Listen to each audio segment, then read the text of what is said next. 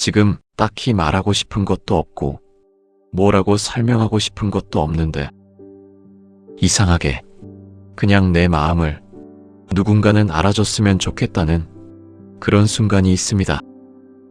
아침에 눈을 떴는데 그 순간부터 벌써 피곤한 날 있으신가요? 침대에서 나와야 하는데 몸이 천근만근 무겁게 느껴지는 거예요. 해야 할 일들이 하나둘 떠오르기 시작하면서 마음이 점점 가라앉는 거죠. 아직 아무것도 하지 않았는데 벌써 지쳐있고 아직 일어나지도 않았는데 벌써 포기하고 싶고 그런 아침 말입니다. 우리는 그런 날들을 알아요. 혹은 또 다른 날들도 있습니다. 하루를 열심히 살았는데 저녁이 되어도 피곤함이 사라지지 않는 그런 날들. 일을 했고 책임을 다했고 누군가 필요로 하는 것들을 챙기기도 했는데 자꾸 이렇게 생각이 듭니다. 이게 전부야? 이렇게 반복되는 게 내 인생이야? 그럴 때의 그 공허한 말이에요. 무언가가 계속 반복되기만 하는데 정작 나는 살아있다는 실감이 없는 거죠. 우리는 그것을 압니다. 몸이 피곤한 게 아니라 마음이 지쳐있다는 것입니다. 어떤 날은 정말 아무것도 안 하고 싶어집니다. 한 가지도 남은 게 없는 것처럼 느껴지는 그런 날 말입니다.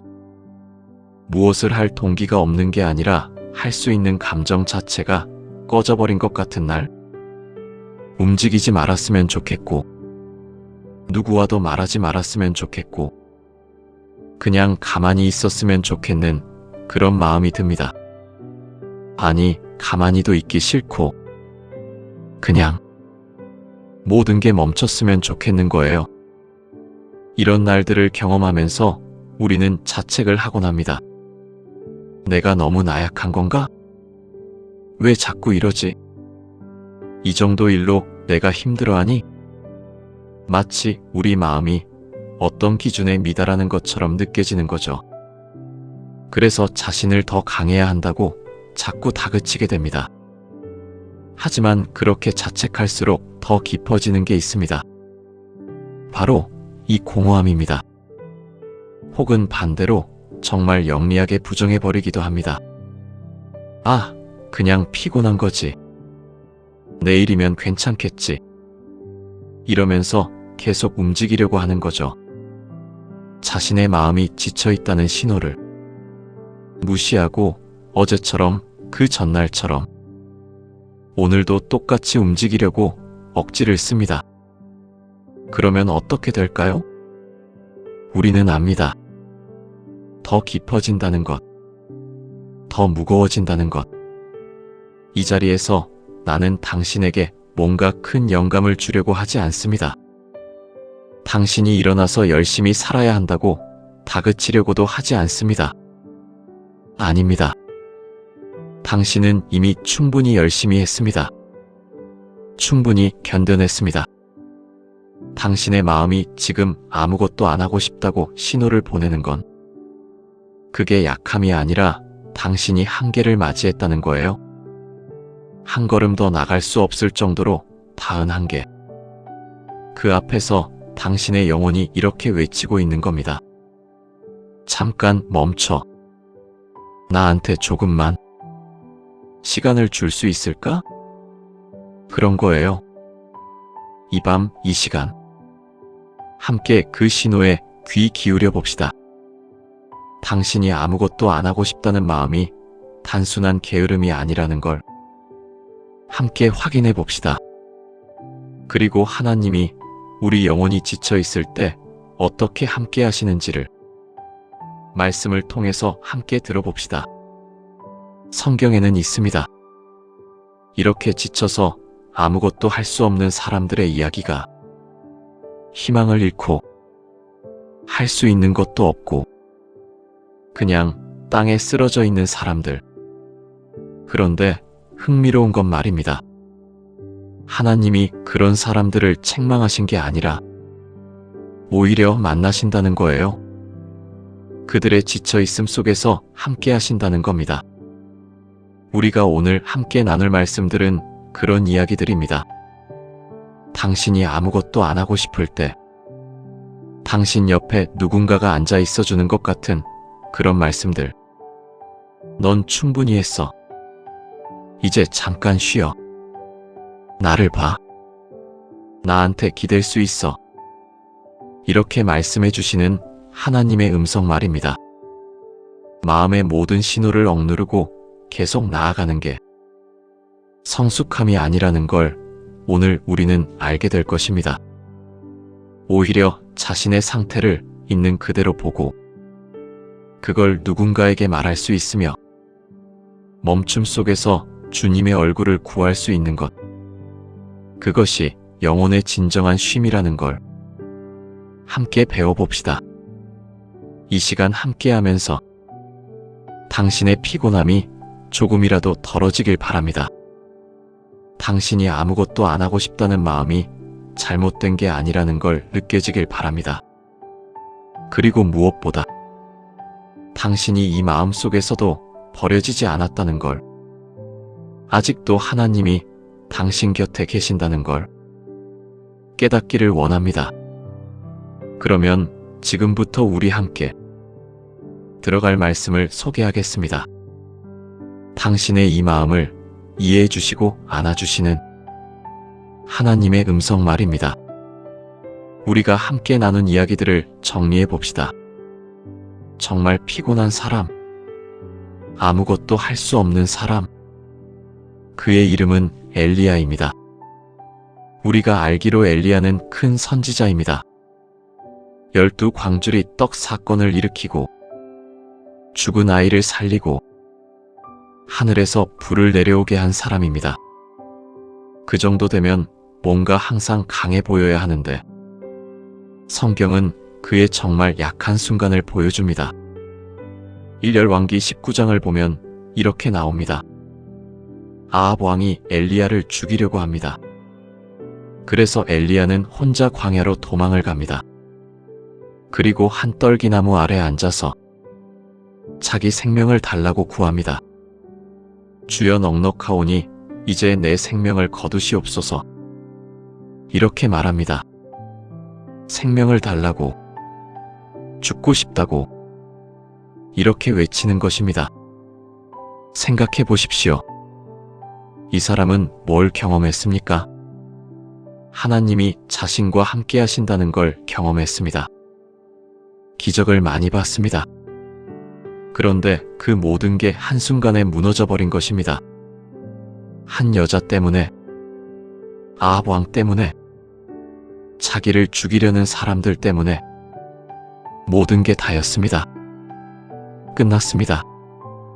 내가 했던 모든 일이 의미 없어진 것 같습니다. 이렇게 느꼈을 것입니다. 그래서 나무 아래 누워버립니다. 움직이지 않습니다. 아무것도 하지 않습니다.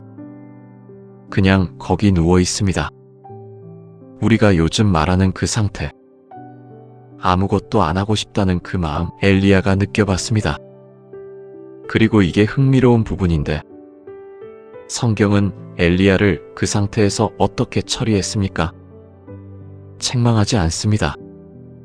넌 뭐하니? 얼른 일어나, 이렇게 하지 않습니다. 오히려 말입니다. 천사가 와서 그를 깨웁니다.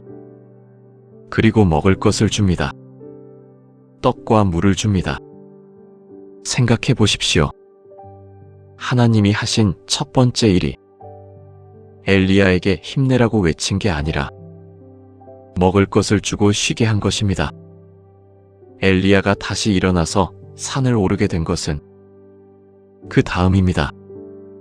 먹고 쉬고 난 다음에 초소에서 말입니다. 하나님이 큰 바람, 지진, 불이 있었지만 우리가 흔히 생각하는 대로 거기 없었습니다. 하나님이 조용한 음성으로 다시 엘리야에게 말씀하십니다. 이것이 정말 중요합니다. 엘리야가 아무것도 할 수 없을 때, 모든 게 끝났다고 생각할 때, 하나님은 그를 책망하지 않으셨습니다. 오히려 쉬게 하셨습니다. 그리고 기운을 나눠주셨습니다. 그리고 초소에서 가장 조용한 순간에 조용한 음성으로 말씀해 주셨습니다. 이것이 우리가 오늘 들어야 할 말이 아닐까 합니다. 우리는 자꾸만 생각합니다. 내가 뭔가를 해야 돌아설 수 있겠지. 내가 노력하면 이 상황이 나아지겠지. 내가 더 강해져야겠지. 근데 성경이 말해주는 것은 다릅니다. 때로는 아무것도 하지 않는 것이 답일 수 있다는 것입니다. 때로는 누워있는 것이 필요한 것입니다. 때로는 쉬는 것이 가장 영적인 행동이라는 것입니다. 엘리야의 이야기를 보면서 우리는 알게 됩니다. 하나님이 우리 약함을 싫어하는 분이 아니라 우리 약함 속으로 들어오시는 분이라는 것을, 우리가 아무것도 할 수 없을 때도 하나님은 우리를 버리지 않으신다는 것을, 오히려 그때가 하나님이 우리에게 가장 가까워지시는 시간이라는 것을 마태복음 11장에서 예수님이 이렇게 말씀하십니다. 수고하고 무거운 짐을 진 자들아, 다 내게로 오라. 내가 너희를 쉬게 하리라. 여기서 말하는 쉼이 뭔지 압니까? 그냥 쉬는 게 아니라 정말 영혼이 회복되는 쉼입니다. 우리가 아무것도 할 수 없을 때, 우리가 모든 게 끝났다고 생각할 때 예수님은 이렇게 부르십니다. 내게로 와. 나랑 같이 있어. 난 너를 쉬게 해줄게. 이 말씀이 오늘 우리가 깊이 묵상할 말씀입니다.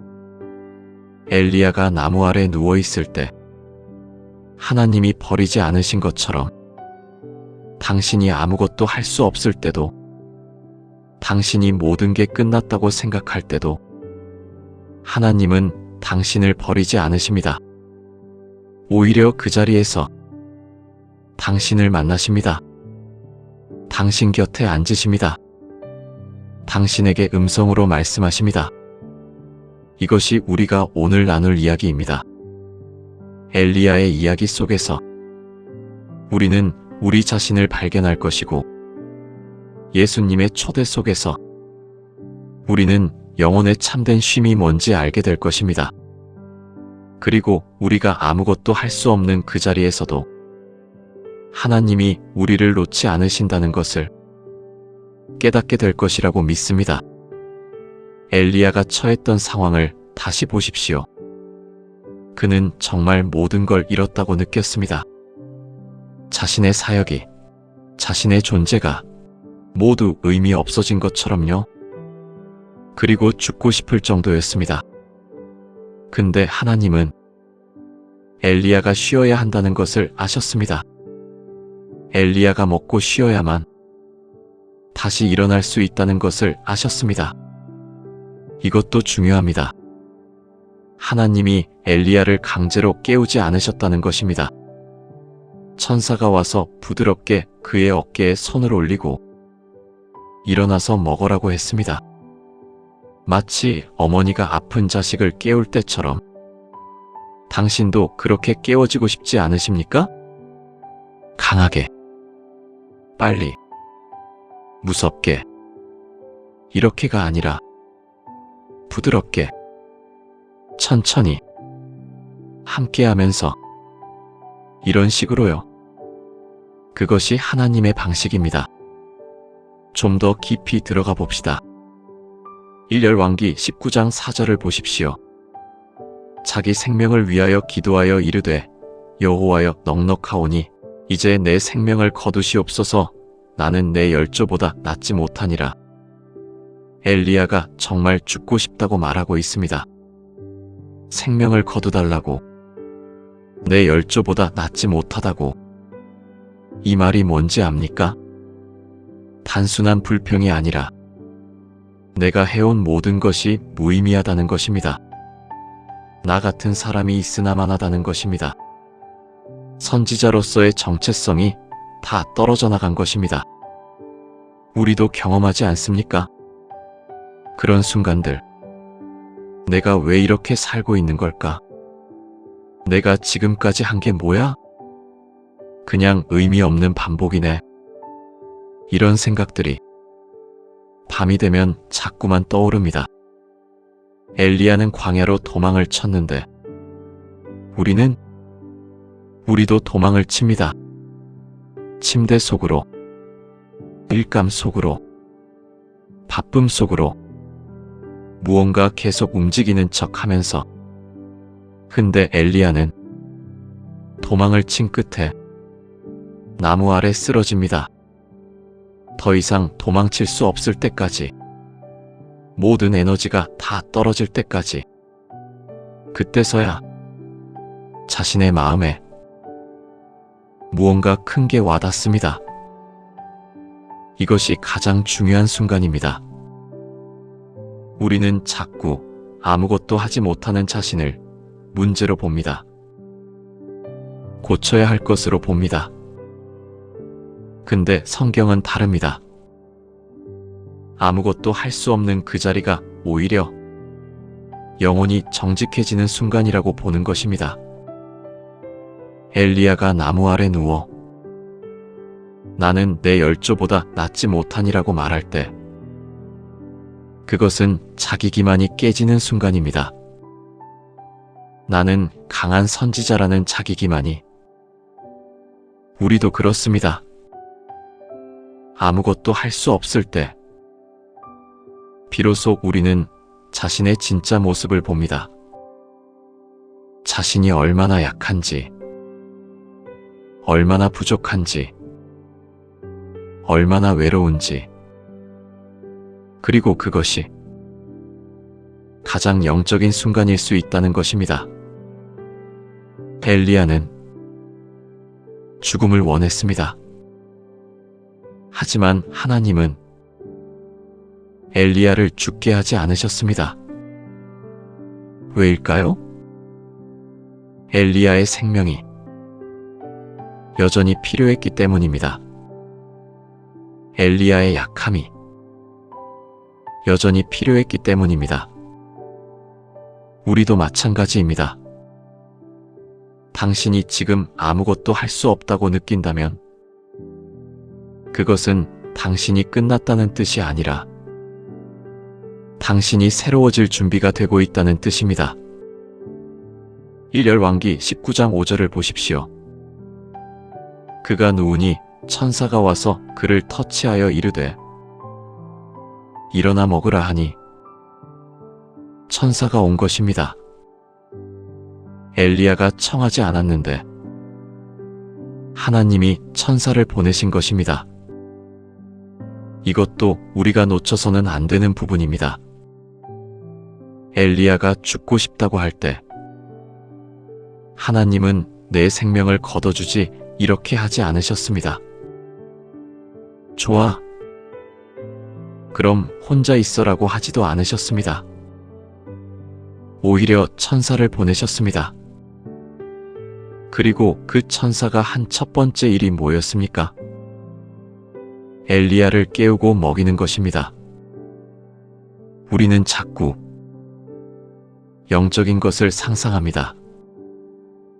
엄청난 말씀이, 무섭고 위대한 음성이 나에게 나타날 것이라고.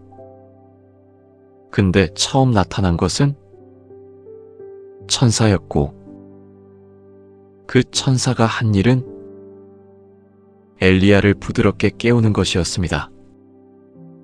마치 엄마가 아픈 아이를 깨울 때처럼 일어나 먹으라. 이 말씀이 있습니다. 당신도 이 말씀이 필요하지 않을까요? 누군가의 부드러운 손길, 누군가의 따뜻한 음성. 일어나, 먹어. 너는 혼자가 아니야. 이런 말이요. 엘리야가 먹고 난 후 다시 먹는 장면이 나옵니다. 6절을 보십시오.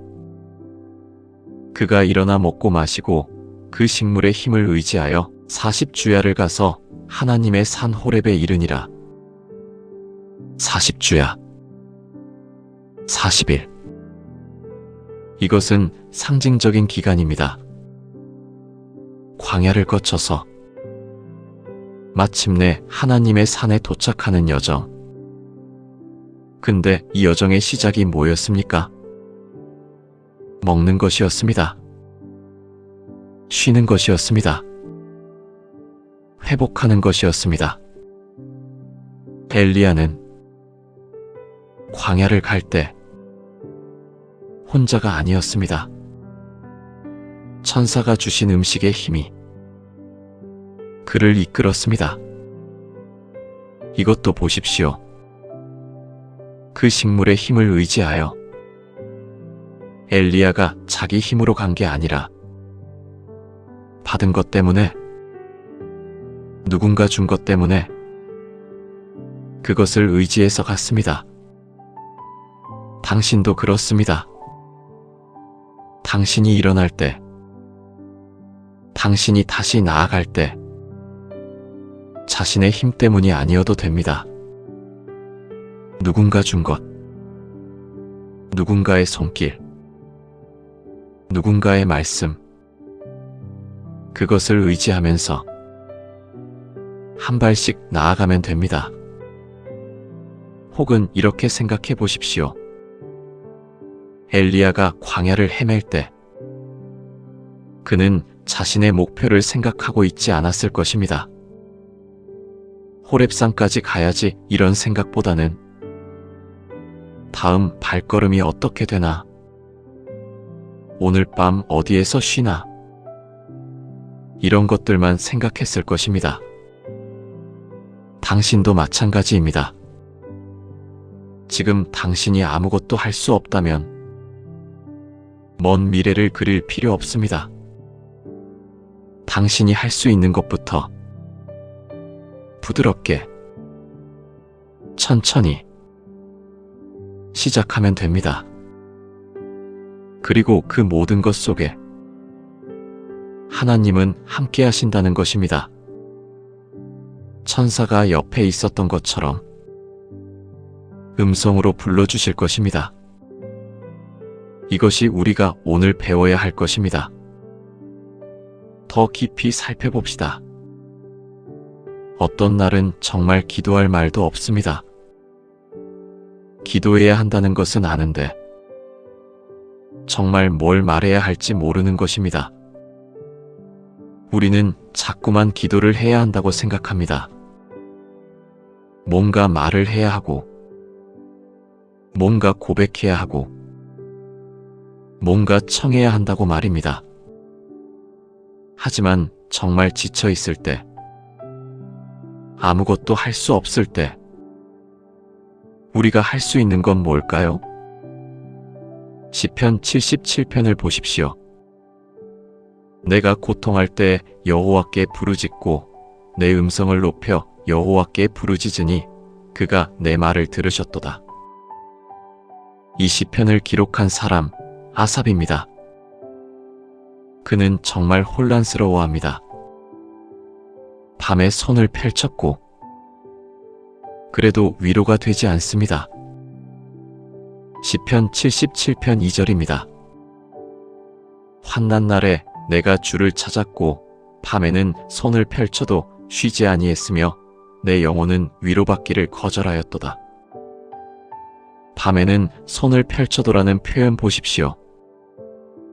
손을 펼쳤다는 것은 기도의 자세입니다. 하지만 위로받기를 거절했다고 합니다. 뭐라는 말입니까? 기도해도 안 온다는 것입니다. 하나님이 응답하지 않는 것 같다는 것입니다. 우리도 그렇지 않습니까? 정말 지쳐서 기도할 때 하나님이 응답해 주기를 바라지만 아무것도 나아지지 않을 때, 그럴 때 그 답답한 말입니다. 그래서 아삽은 이렇게 외칩니다. 시편 77편 3절입니다. 내가 하나님을 생각하면 부르짖고 묵상하면 내 영혼이 혼비백산하도다. 하나님을 생각하면 부르짖게 되고 묵상하면 영혼이 혼비백산한다는 것입니다. 하나님이 있다는 것 자체가 고통이라는 것입니다. 왜일까요? 하나님이 있다면 왜 나는 이렇게 지쳐 있는가? 하나님이 나를 사랑한다면 왜 이 고통을 덜어주지 않는가? 이런 질문들이 나오기 때문입니다. 우리는 이런 감정을 죄라고 생각합니다. 하나님을 의심하는 것, 하나님을 원망하는 것, 이것이 옳지 않다고 생각합니다. 하지만 성경은 다릅니다. 시편은 우리에게 이렇게 말해줍니다. 그런 감정들을, 그런 부르짖음들을 모두 하나님 앞에 가져가도 된다는 것입니다. 아삽은 계속 말합니다. 시편 77편 4절입니다. 주께서 나를 깨어있게 하시나니 내가 근심하여 말할 수 없도다. 하나님이 나를 깨어있게 한다고 합니다. 아무것도 할 수 없을 정도로, 아무것도 말할 수 없을 정도로, 우리가 아무것도 안 하고 싶을 때, 말도 할 수 없을 때, 우리는 그것이 신앙의 부족함이라고 생각합니다. 하지만 아삽은 말합니다. 그것도 하나님 앞에서의 솔직한 모습이라고. 하나님이 우리를 깨어있게 하신 것, 즉 우리의 현실을 마주하게 하신 것이라고. 시편 77편 6절입니다. 내가 내 침상에서 밤경을 생각하고 내 마음으로 묵상하니 내 영이 번민하도다. 밤에 침대에 누워서 뭘 생각하는가? 우리의 현실을 생각합니다. 내가 해온 일들, 내가 놓친 것들, 내가 할 수 없었던 것들. 그럴 때 우리의 영은 번민합니다. 번민하다는 것은 괴로워한다는 것입니다. 혹은 부르짖는다는 것입니다.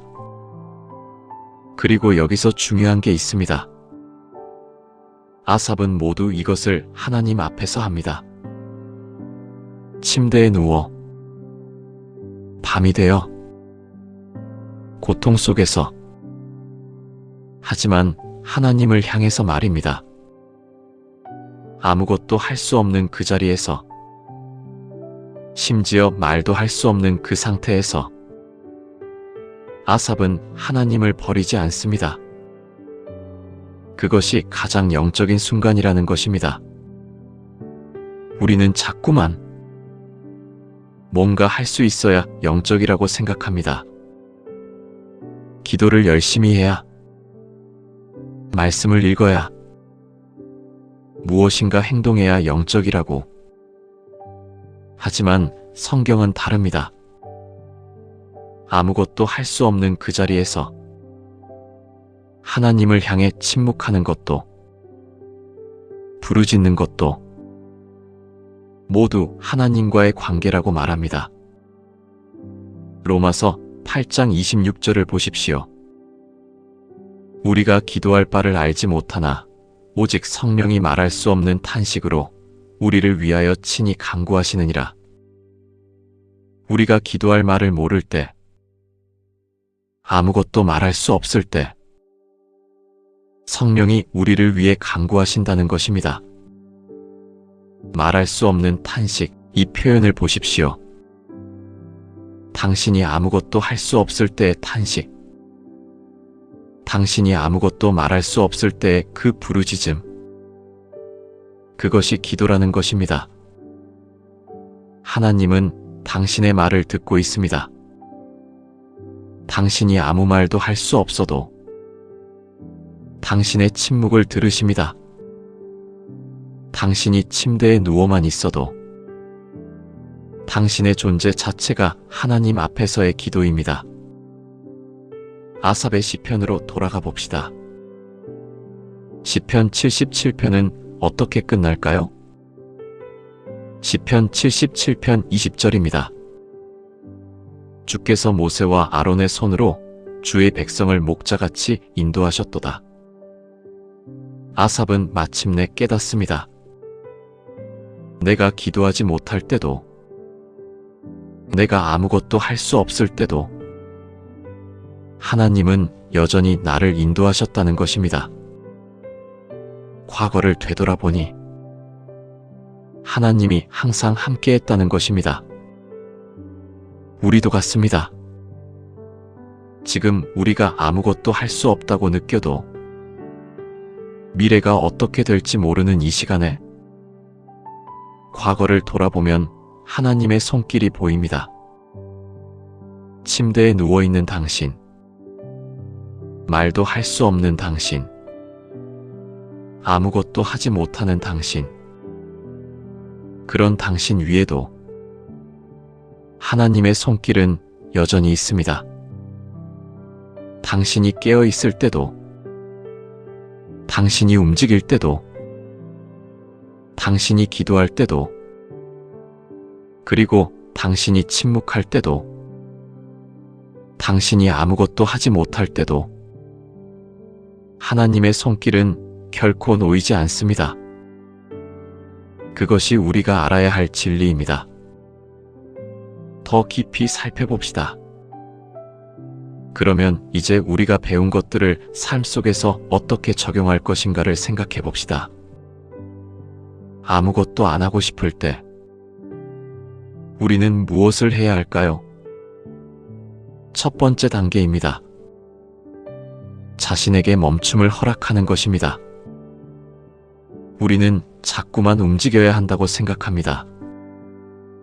멈춘다는 것은 곧 후퇴라고, 멈춘다는 것은 약함이라고, 멈춘다는 것은 실패라고. 하지만 이것을 바꿔야 합니다. 멈춤도 삶의 한 부분입니다. 멈춤도 필요한 시간입니다. 멈춤도 영원히 하는 신호입니다. 당신이 아무것도 안 하고 싶다면 그것은 당신의 영혼이 지금은 쉴 시간이라고 말하는 것입니다. 지금은 움직일 에너지가 없다고 말하는 것입니다. 지금은 내게 침묵이 필요하다고 말하는 것입니다. 이 신호를 무시하면 어떻게 될까요? 더 깊어집니다. 더 무거워집니다. 결국 마음뿐 아니라 몸까지 병들어갑니다. 하지만 이 신호를 받아들인다면 어떻게 될까요? 당신은 자신의 한계를 존중하게 됩니다. 당신은 자신을 더 이해하게 됩니다. 당신은 자신의 몸과 영혼의 목소리를 듣게 됩니다. 마태복음 11장 28절을 다시 보십시오. 수고하고 무거운 짐을 진 자들아 다 내게로 오라. 내가 너희를 쉬게 하리라. 예수님이 뭐라고 하셨습니까? 멈춰라. 오라. 쉬어라. 이것은 선택이 아닙니다. 이것은 초대입니다. 아니, 이것은 명령입니다.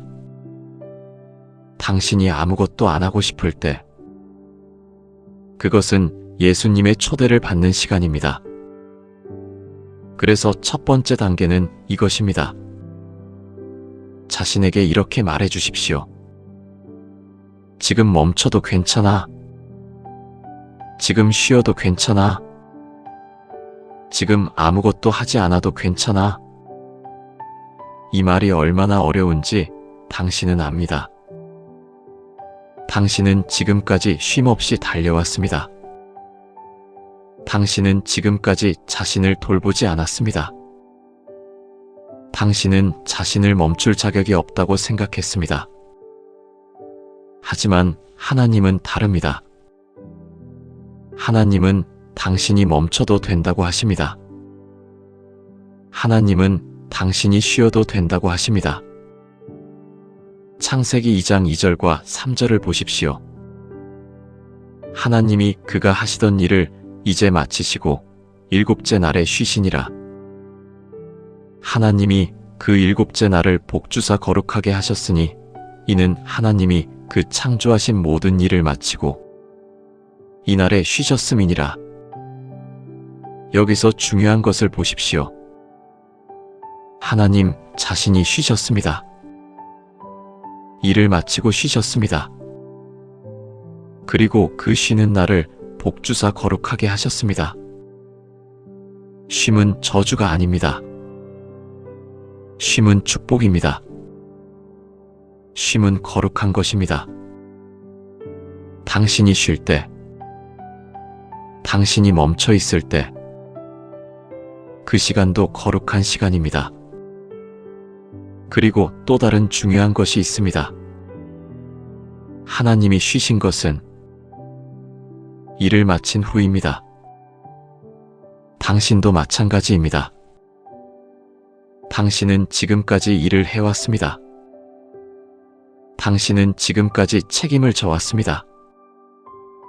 당신은 지금까지 견뎌왔습니다.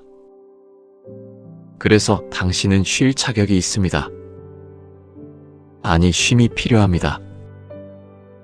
이 단계에서 당신이 해야 할 것은 이것입니다. 자신을 용서하는 것입니다. 자신의 약함을 받아주는 것입니다. 자신의 한계를 존중하는 것입니다. 구체적으로 어떻게 할까요? 오늘 당신이 해야 한다고 생각했던 것들, 당신이 꼭 해야 한다고 생각했던 것들, 그 중에서 몇 가지를 미루십시오.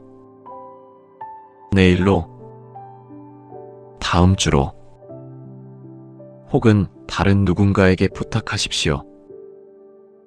당신이 하지 않으면 누군가가 할 것입니다. 그것이 당신의 책임은 아닙니다. 우리는 모두 제한적인 존재입니다. 무한한 일을 할 수 없습니다. 무한한 책임을 질 수 없습니다. 무한하게 움직일 수 없습니다. 그것은 약함이 아닙니다. 그것은 현실입니다. 당신이 현실을 받아들일 때 당신의 영혼은 비로소 쉬게 됩니다. 그리고 또 다른 것입니다.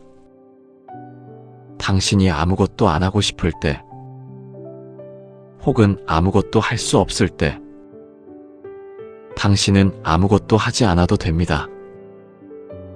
침대에 누워 있어도 됩니다. 밖으로 나가지 않아도 됩니다. 누구와도 말하지 않아도 됩니다. 당신의 몸과 영혼이 그것을 필요로 한다면 그것은 당신이 해야 할 일입니다. 엘리야가 나무 아래 누워있던 것처럼 당신도 지금 당신이 있어야 할 자리에 있으면 됩니다. 움직일 힘이 없다면 움직이지 마십시오. 말할 말이 없다면 침묵하십시오. 기도할 말이 없다면 그냥 있으십시오. 그것이 이 시간 당신이 해야 할 모든 것입니다. 또 한 가지 중요한 것이 있습니다. 이 단계에서 당신이 갖춰야 할 마음가짐입니다. 당신이 멈춘다는 것은 누군가를 실망시키는 것이 아닙니다. 당신의 책임을 회피하는 것이 아닙니다. 오히려 당신을 지키는 것입니다. 당신의 영혼을 보호하는 것입니다. 당신의 생명을 살리는 것입니다. 우리는 자꾸만 남에게 미안해합니다. 내가 못해서 미안해. 내가 약해서 미안해. 내가 멈춰져서 미안해. 하지만 하나님 앞에서 당신은 미안해할 필요가 없습니다. 하나님은 당신이 멈추길 원하십니다. 하나님은 당신이 쉬길 원하십니다. 하나님은 당신이 회복되길 원하십니다. 그래서 이 단계에서 당신이 해야 할 기도는 이것입니다. 하나님이시여, 제가 멈춰도 괜찮을까요? 제가 쉬어도 괜찮을까요? 제가 아무것도 하지 않아도 괜찮을까요? 그러면 하나님이 대답하실 것입니다. 괜찮다. 멈춰라. 괜찮다. 쉬어라. 내가 너를 잡고 있을 테니 안심해라. 이 말씀이 당신의 영혼에 가닿기를 바랍니다. 이것이 첫 번째 단계입니다. 멈춤을 허락하는 것. 자신의 약함을 받아들이는 것. 자신의 한계를 존중하는 것. 이것이 얼마나 거룩한 행동인지, 이것이 얼마나 영적인 결단인지 당신이 깨닫기를 바랍니다. 더 깊이 살펴봅시다.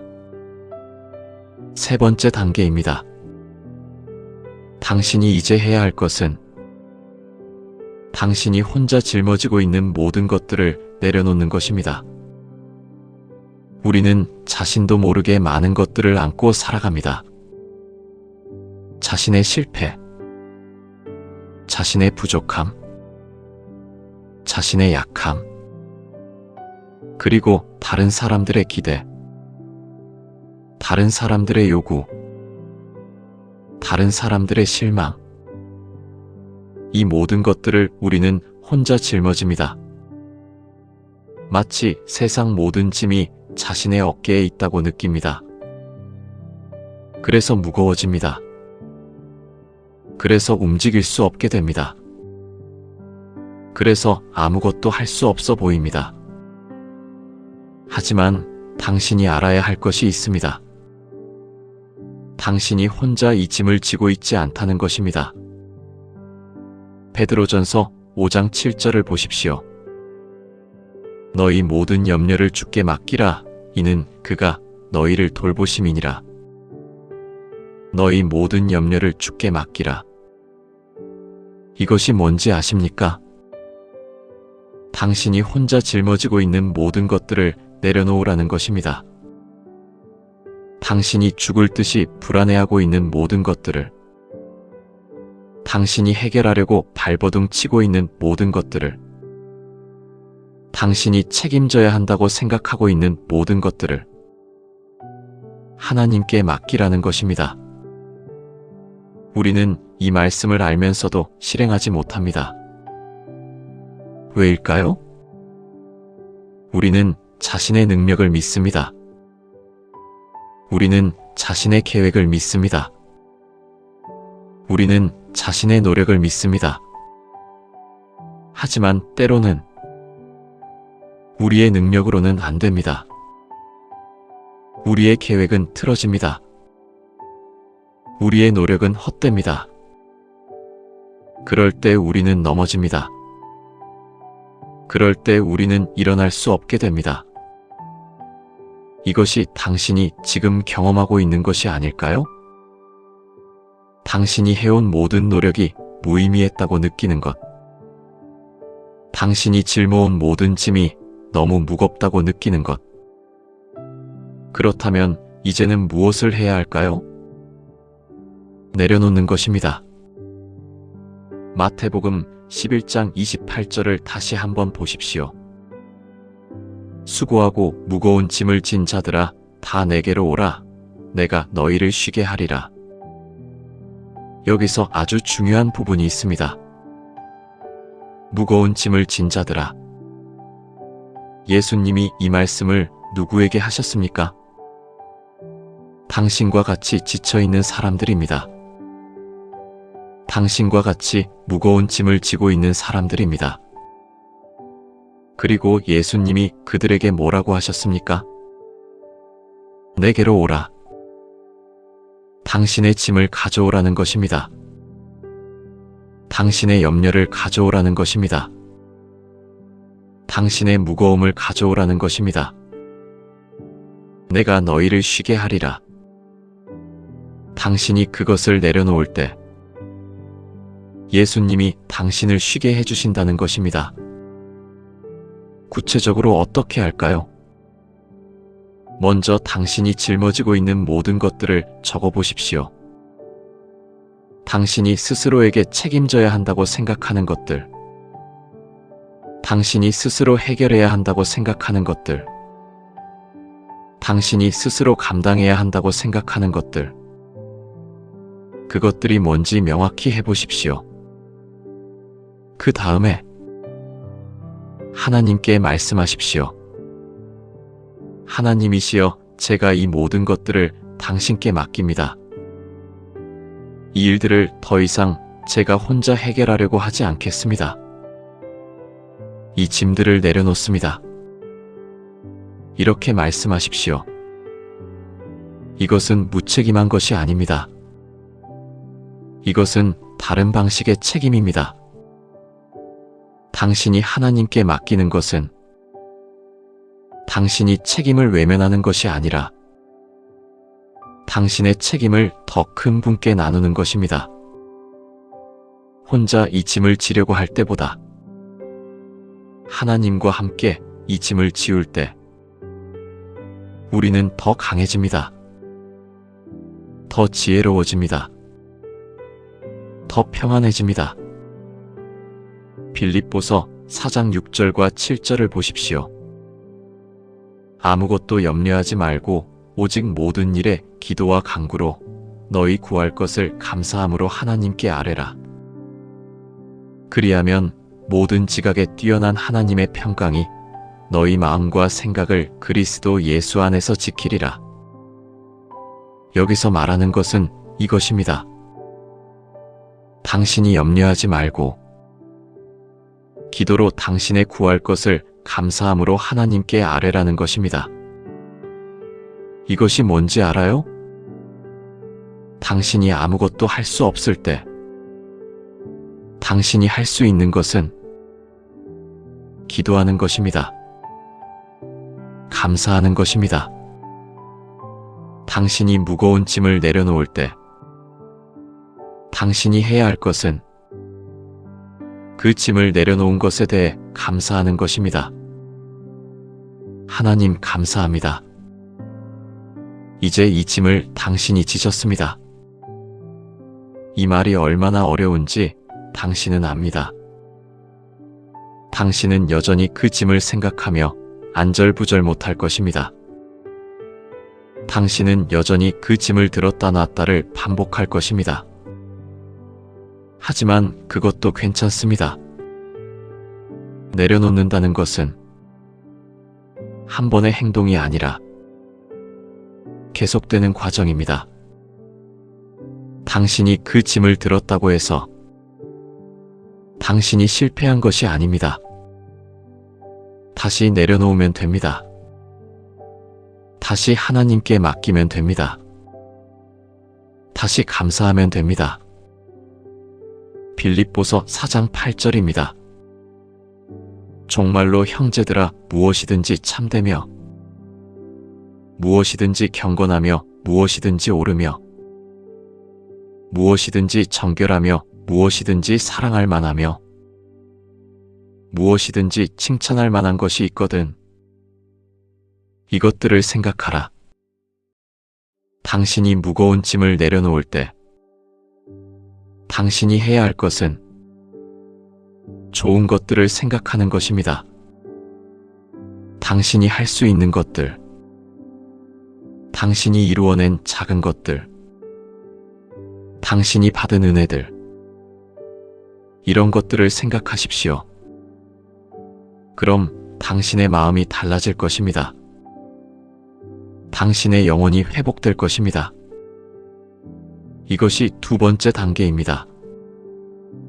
무거운 짐을 내려놓고 하나님께 맡기고 감사하는 것. 이것이 아무것도 할 수 없을 때 당신이 할 수 있는 가장 영적인 행동입니다. 더 깊이 살펴봅시다. 다섯 번째 단계입니다. 당신이 멈췄고 당신이 짐을 내려놨습니다. 이제 당신은 정말 조용합니다. 아무것도 할 수 없는 상태. 아무것도 말할 수 없는 상태. 그냥 침묵 속에 있는 상태입니다. 이 침묵이 가장 두려운 순간이 아닐까요? 왜냐하면 당신이 움직이지 않으니까요. 할 일이 없으니까요.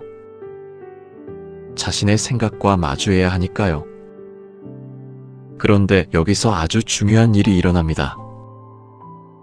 일열왕기 19장 11절과 12절을 보십시오.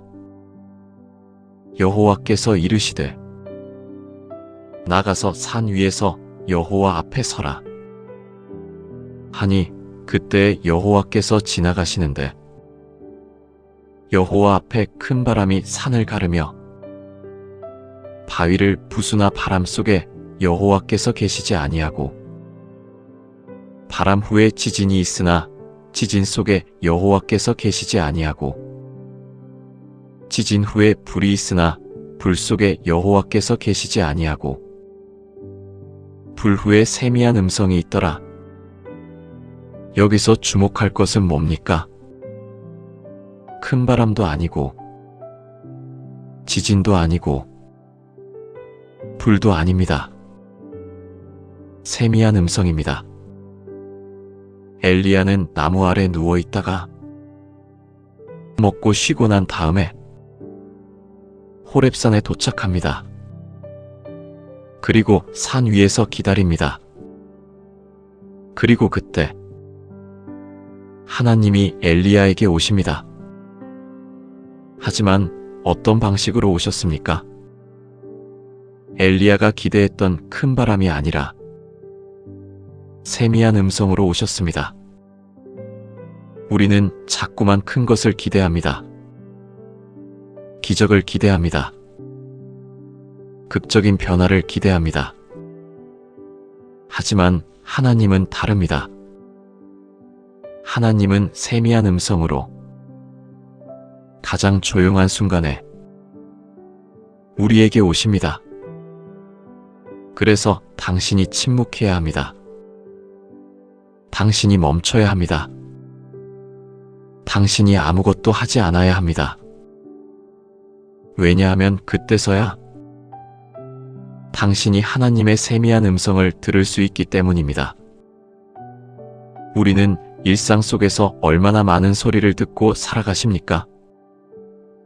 사람들의 말, 뉴스의 소리, 음악, 자동차 소리, 핸드폰 알림음.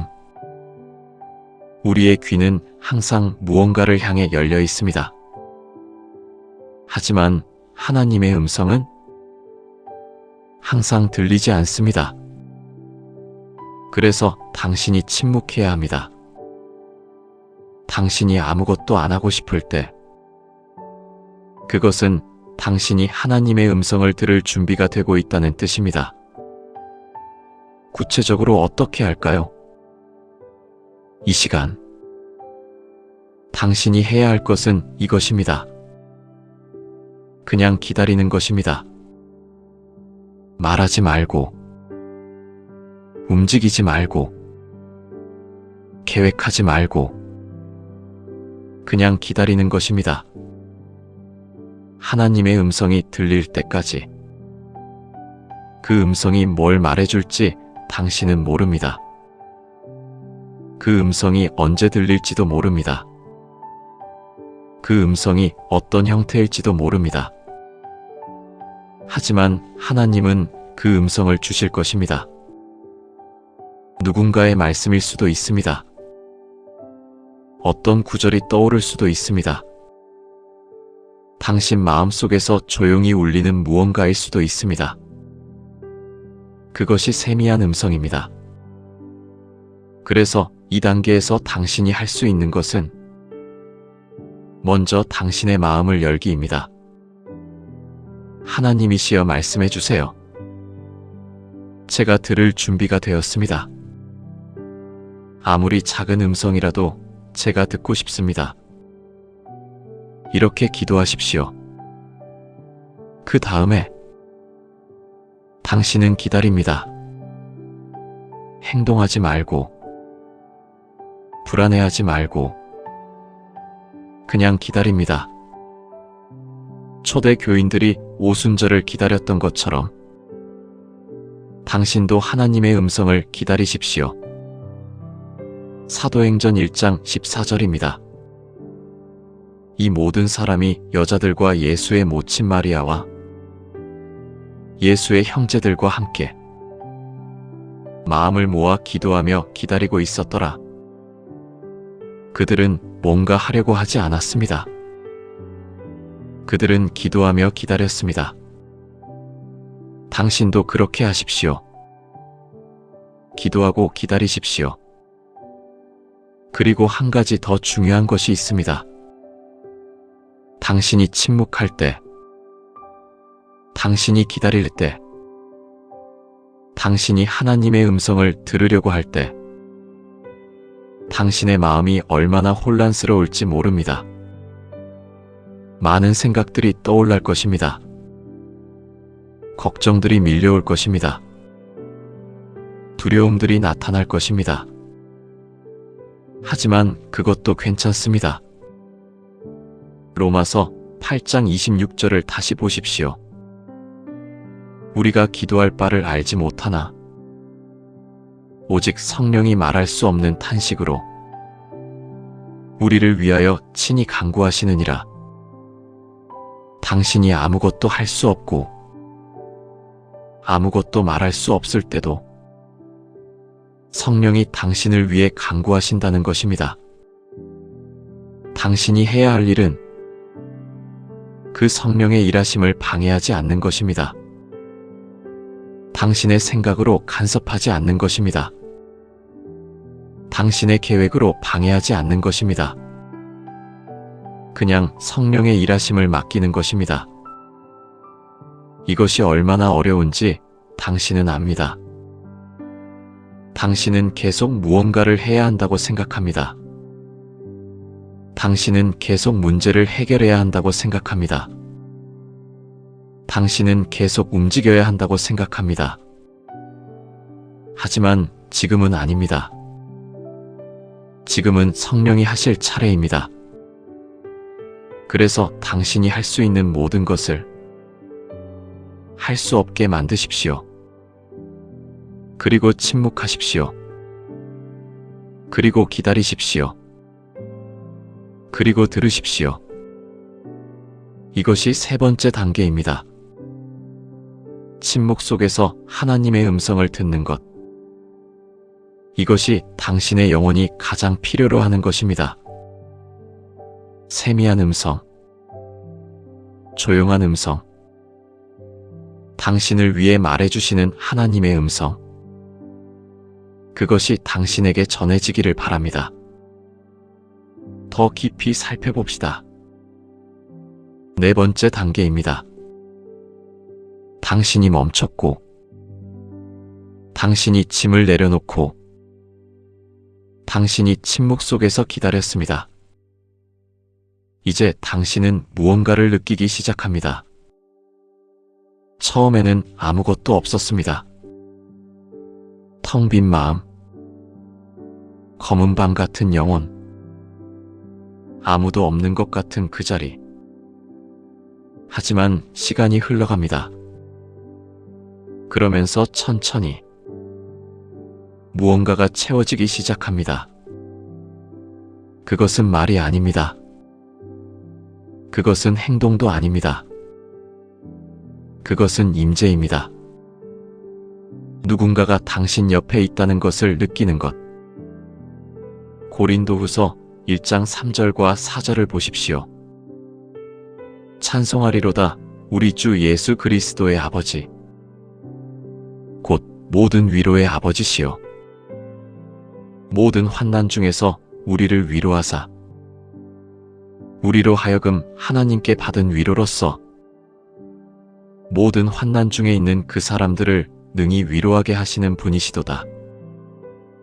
하나님은 모든 위로의 아버지라고 불립니다. 위로한다는 것이 뭔지 아십니까?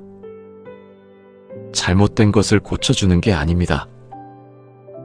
문제를 해결해 주는 것도 아닙니다. 위로는 함께 있어 주는 것입니다. 당신의 고통을 알아주는 것입니다.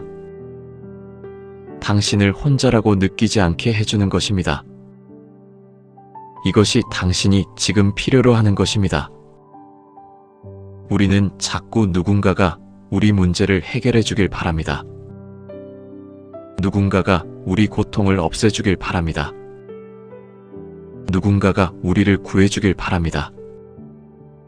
하지만 때로는 그런 것보다 더 필요한 것이 있습니다. 단지 누군가가 옆에 있어주는 것. 당신이 혼자가 아니라는 것을 알아주는 것. 욥이 그랬습니다. 욥은 모든 것을 잃었습니다.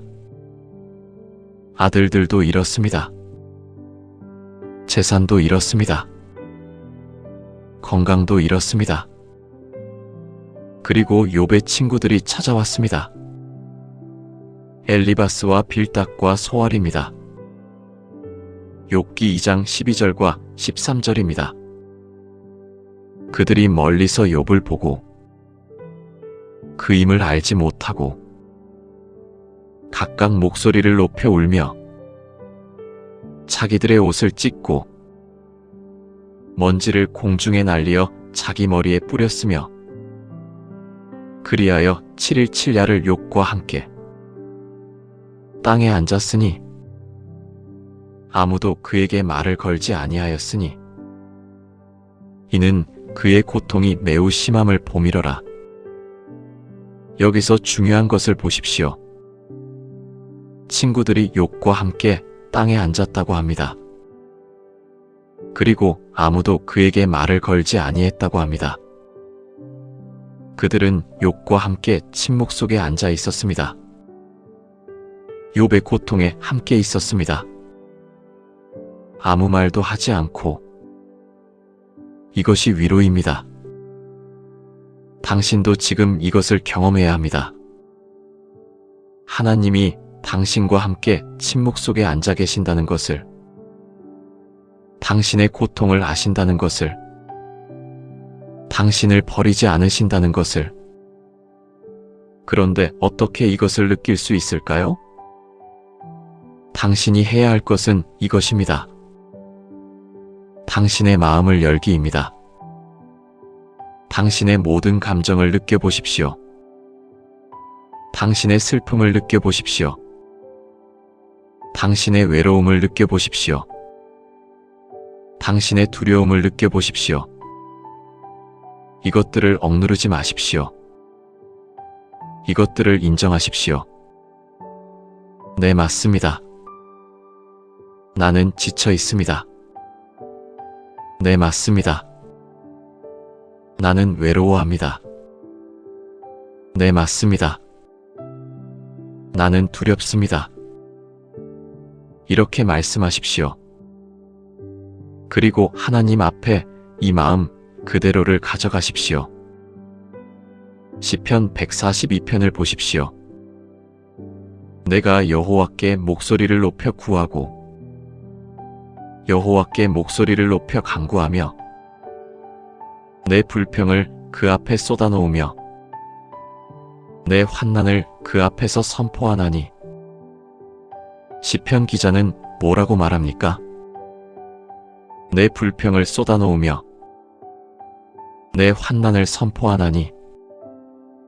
이것들을 하나님 앞에서 숨기지 말고 드러내라는 것입니다. 당신의 모든 것을, 당신의 약한 것도, 당신의 못난 것도, 당신의 비난받을 것 같은 것도 모두 하나님 앞에 가져가도 된다는 것입니다. 그러면 어떻게 될까요? 시편 142편 6절입니다. 여호와여, 내 부르짖음을 들으시고 내 간구에 귀를 기울이소서. 하나님이 들어주신다는 것입니다. 그리고 시편 142편 7절입니다.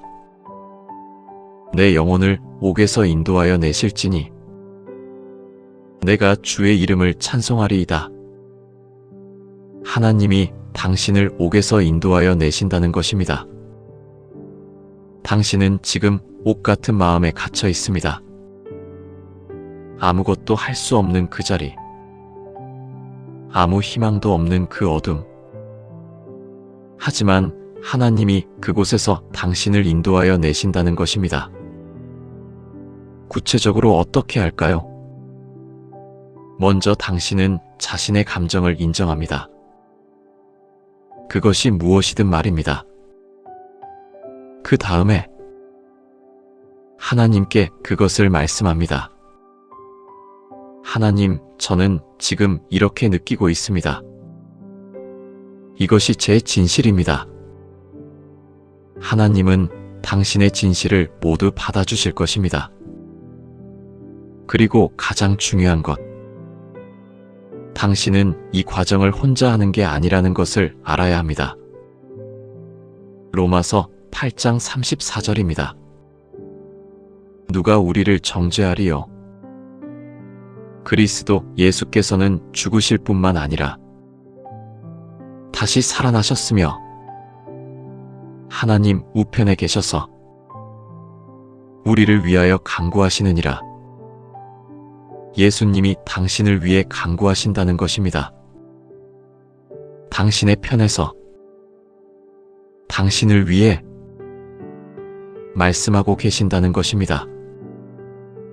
당신이 아무것도 할 수 없을 때, 당신이 아무것도 말할 수 없을 때, 예수님이 당신을 위해 말씀하신다는 것입니다. 그래서 당신의 위로는 이미 시작되었습니다. 당신이 느껴야 할 것은 예수님의 그 간구입니다. 그 중보입니다. 그 사랑입니다. 그것을 조용히 느껴보십시오. 그것이 충분합니다. 이것이 네 번째 단계입니다. 하나님의 위로로 영혼을 감싸기. 당신의 모든 감정을 드러내고 하나님 앞에서 그것을 인정하고 하나님의 임재를 느끼는 것. 이것이 당신의 영혼이 회복되는 과정입니다. 더 깊이 살펴봅시다. 다섯 번째 단계입니다. 당신이 멈췄고, 당신이 짐을 내려놓고, 당신이 침묵 속에서 기다렸고, 당신이 하나님의 위로를 느꼈습니다. 이제는 어떻게 될까요? 이제 당신은 천천히 일어나야 합니다. 엘리야의 이야기로 다시 돌아가 봅시다. 1열왕기 19장 5절과 6절입니다. 그가 누우니 천사가 와서 그를 터치하여 이르되 일어나 먹으라 하니 그가 일어나 먹고 마시고 그 식물의 힘을 의지하여 40주야를 가서 하나님의 산 호렙에 이르니라. 천사가 엘리야를 깨웁니다. 일어나 먹으라. 하지만 여기서 중요한 것을 보십시오. 천사는 엘리야를 강하게 일어나게 하지 않았습니다. 엘리야에게 일어나는 법을 가르쳐 주지도 않았습니다. 부드럽게 깨웠을 뿐입니다. 일어나 먹으라. 엘리야는 스스로 일어났습니다.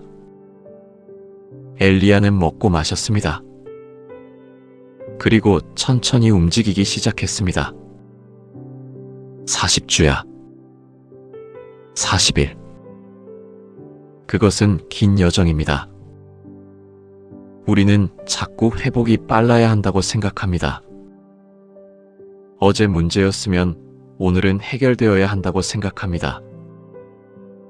아무것도 할 수 없었으면 내일은 다시 원래대로 돌아가야 한다고 생각합니다.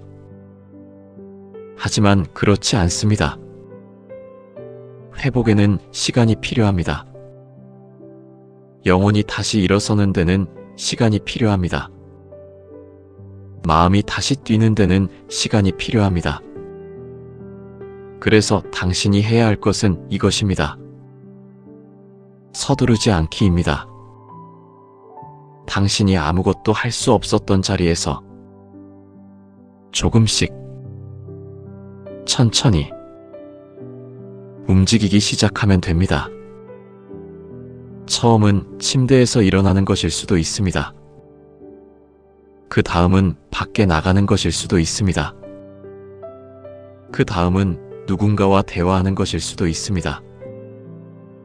아주 작은 것들입니다.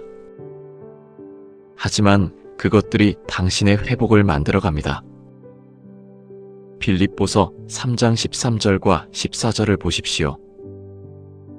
형제들아, 나는 아직 내가 잡은 줄로 여기지 아니하고 오직 한 일 곧 뒤에 있는 것은 잊어버리고 앞에 있는 것을 잡으려고 몸을 앞으로 구부려 그리스도 예수 안에서 상을 위하여, 하나님이 위에서 부르신 부름의 상을 위하여 달려가노라. 여기서 말하는 것은 이것입니다. 뒤에 있는 것은 잊어버리고 당신이 있었던 그 자리, 당신이 아무것도 할 수 없었던 그곳을 자꾸 돌아보지 말라는 것입니다. 앞에 있는 것을 잡으려고 이제 앞을 보라는 것입니다. 비록 아직 명확하지 않아도, 비록 아직 불확실해도 앞을 바라보라는 것입니다. 하지만 여기서 주목할 것이 있습니다. 당신이 달려가야 하는 게 아니라 몸을 앞으로 구부려라고 합니다. 이것은 천천히 나아가는 것입니다. 조급해하지 않으면서 한 걸음씩 앞으로 나아가는 것입니다. 구체적으로 어떻게 할까요? 먼저 당신이 해야 할 것은 당신이 아무것도 할 수 없었던 그 시간에 감사하는 것입니다. 이상하게 들릴 것입니다. 하지만 감사하십시오. 그 시간이 없었다면 당신은 계속 자신을 이루려고 애썼을 것입니다. 당신은 계속 하나님 없이 살려고 했을 것입니다. 당신은 계속 혼자라고 생각했을 것입니다. 하지만 그 시간을 통해서 당신은 알게 되었습니다. 당신은 혼자가 아니라는 것을, 당신은 하나님이 필요하다는 것을, 당신은 약함 속에서 강함을 얻는다는 것을. 이것이 얼마나 큰 은혜인지 아십니까? 그래서 감사하십시오. 하나님, 저를 그 자리에 놔두셔서 감사합니다. 저는 거기서 당신을 만났습니다. 저는 거기서 진정한 쉼을 배웠습니다. 그 다음에 당신이 해야 할 것은 일상으로 돌아가되 다르게 돌아가는 것입니다. 당신이 해야 하는 일들, 당신이 해야 할 책임들, 그것들이 여전히 있을 것입니다. 하지만 이제 당신은 다릅니다. 당신은 혼자가 아니라는 것을 알고 있습니다. 당신은 모든 것을 혼자 짊어질 필요 없다는 것을 알고 있습니다. 당신은 멈춰도 된다는 것을 알고 있습니다. 그래서 당신이 할 수 있는 것들을 합니다. 하지만 당신이 할 수 없는 것들은 하나님께 맡깁니다. 당신이 움직일 수 있을 때는 움직입니다. 하지만 당신이 멈춰야 할 때는 멈춥니다. 이것이 진정한 순종입니다. 이것이 진정한 신앙입니다. 그리고 또 다른 중요한 것이 있습니다. 당신이 다시 일어나면서 당신이 만난 하나님을 나누어야 합니다. 고린도후서 1장 4절을 다시 보십시오. 우리로 하여금 하나님께 받은 위로로서 모든 환난 중에 있는 그 사람들을 능히 위로하게 하시는 분이시도다. 당신이 받은 위로, 당신이 경험한 하나님의 임재, 당신이 느낀 그 세미한 음성, 그것들을 당신과 같이 아무것도 할 수 없어 하는 누군가에게 나누어 주십시오. 당신이 힘들었을 때 누군가가 당신 옆에 앉아 주었던 것처럼 당신도 누군가 옆에 앉아 주십시오. 당신이 침묵 속에서 기다렸던 것처럼 당신도 다른 사람의 침묵을 지켜주십시오. 이것이 당신이 받은 은혜를 나누는 방식입니다. 그래서 이것이 5번째 단계입니다. 천천히 일어나기. 당신이 아무것도 할 수 없었던 그 자리를 감사해 하면서 당신이 만난 하나님을 기억하면서 한 걸음씩 천천히 앞으로 나아가는 것.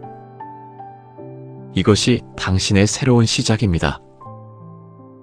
우리가 함께 나눈 이야기들을 정리해 봅시다. 당신이 아무것도 안 하고 싶을 때 그것은 약함이 아니라 신호입니다. 당신의 영혼이 보내는 신호입니다. 엘리야가 나무 아래 누워 있었을 때 하나님은 그를 책망하지 않으셨습니다. 오히려 천사를 보내셔서 먹이시고 쉬게 하셨습니다. 당신도 마찬가지입니다. 당신이 멈춰도 됩니다. 당신이 쉬어도 됩니다. 당신이 아무것도 하지 않아도 됩니다. 그것이 약함이 아니라 당신을 지키는 방법입니다. 당신의 영혼을 보호하는 방법입니다. 우리가 함께 나눈 5가지 단계를 기억하십시오.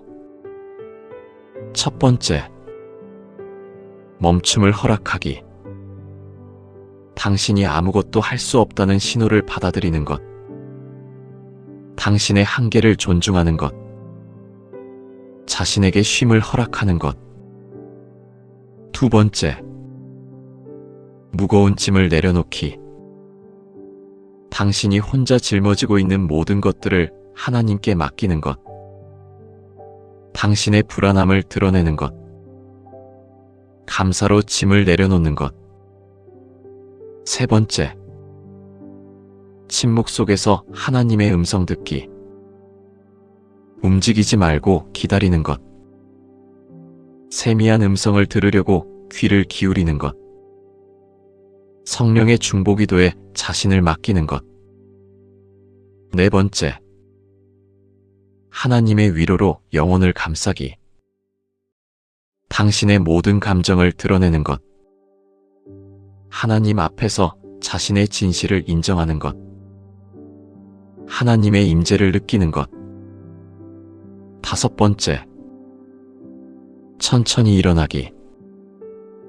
당신이 경험한 은혜에 감사하면서 한 걸음씩 앞으로 나아가는 것. 당신이 받은 위로를 다른 사람들과 나누는 것. 이 5가지가 당신이 아무것도 할 수 없을 때 당신이 할 수 있는 가장 영적인 행동들입니다. 하지만 당신이 알아야 할 가장 중요한 것이 있습니다. 로마서 8장 38절과 39절입니다. 내가 확신하노니 사망이나 생명이나 천사들이나 권세자들이나 현재 것이나 장래 것이나 높음이나 깊음이나 다른 어떤 피조물이라도 우리를 우리 주 그리스도 예수 안에서 하나님의 사랑으로부터 끊을 수 없으리라. 당신이 무엇을 경험하든 당신이 어떤 상태에 있든 하나님의 사랑은 당신을 놓지 않습니다. 당신이 아무것도 할 수 없을 때, 당신이 할 말도 없을 때, 당신이 침묵 속에 있을 때, 하나님은 여전히 당신을 사랑하십니다. 이것이 우리 신앙의 기초입니다. 우리는 자꾸 우리 행동으로 하나님의 사랑을 얻으려고 합니다. 우리는 자꾸 우리가 얼마나 잘하는지로 하나님의 사랑을 측정합니다. 하지만 그렇지 않습니다. 하나님의 사랑은 당신이 잘할 때도, 당신이 못할 때도, 당신이 아무것도 할 수 없을 때도 변하지 않습니다. 그래서 당신은 안심하셔도 됩니다. 당신이 이 밤 이 시간 아무것도 할 수 없다고 느껴도 당신은 버려지지 않았습니다. 당신이 미래가 불안해도 당신은 혼자가 아닙니다. 당신이 지금 이 순간 무너져 있어도 하나님은 당신을 잡고 있습니다. 마태복음 28장 20절입니다. 모든 날까지 너희와 함께 있으리라. 예수님의 약속입니다. 모든 날까지 당신이 힘들 때도, 당신이 기쁠 때도, 당신이 혼자라고 느낄 때도, 당신이 가장 어두울 때도 예수님이 함께 하신다는 것입니다. 이것을 믿으십시오. 이것을 기억하십시오.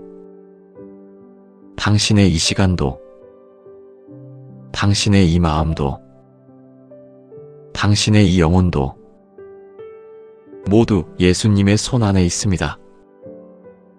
그래서 당신은 안전합니다. 마지막으로 당신에게 축복을 전합니다.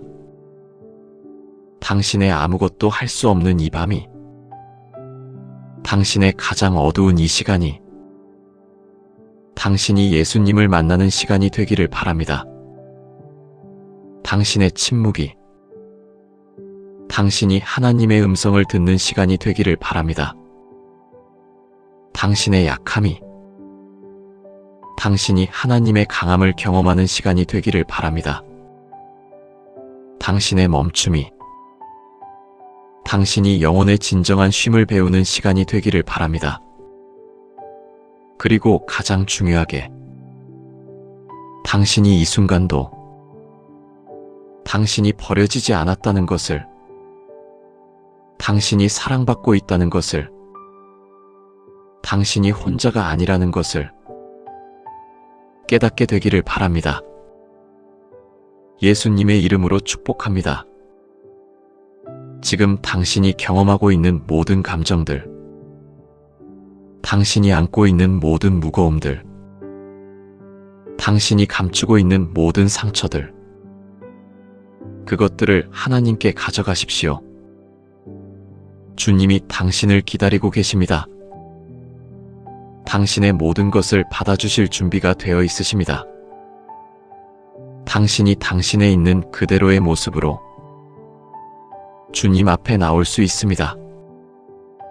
그때 당신의 영혼은 비로소 쉬게 될 것입니다.